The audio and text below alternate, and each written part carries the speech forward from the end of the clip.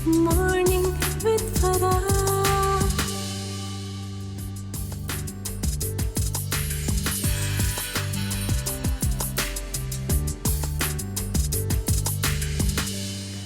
बिस्मिल्लाहिर्रहमानिर्रहीम, अस्सलामुअलैकुम, सुबह बखैर और खुश आमदीद ATV मॉर्निंग विद फ़रा में। इसी दुआ और उम्मीद के साथ आप जहाँ कहीं हैं ज़िंदगी मज़े, सुकून और खैरियत के साथ गुजर रही हो।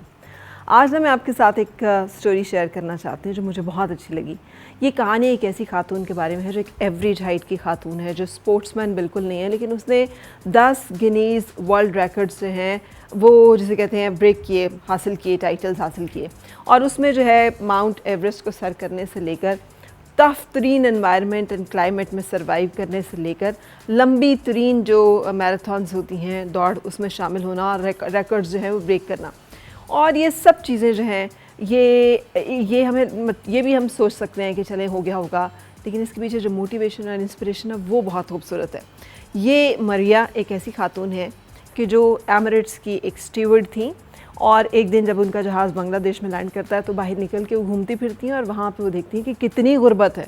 और गुर्बत का आलम और भूख का आलम जो है वो क्या है। तो वो कुछ माओं से वादा करती हैं कि मैं तुम्हारी कफ़ालत करूँगी, और वो कुछ जो माएँ हैं वो टोटल मिला के 600 बच्चे हैं जिनकी एजुकेशन को उन्होंने फ़ंड करना होता है। और उस दिन से उन्होंने सोचा कि भी पैसे कहाँ से आएंगे, मैंने वादा तो कर लिया, अब इसको निभाना कैसे है। तो स्पोर्ट्समैन ना होते हुए भी उन्होंने ऐसे ऐसे चैलेंजेस और ऐसे ऐसे मार्के मारे और ऐसे ऐसे मरहले जो है वो अबूर किए हैं कि इंसानी अक्ल जो है वो दंग रह जाती है कि जब आपके पास कोई ग्रेटर कॉज होता है या मकसद होता है तो इंसान के अंदर हौसला कैसे आ जाता है, इंसान के अंदर हिम्मत कैसे आ जाती है, और ताकत और सलाहियत जो है वो कहाँ से आ जाती है कि वो ऐसे काम कर गुजरता है कि जो बाज़ औक़ात प्रोफेशनल बड़ी बड़ी ट्रेनिंग लेने वाले, बहुत ज़्यादा देर से एफ़र्ट करने वाले लोग जो हैं वो भी अचीव नहीं कर पा रहे होते।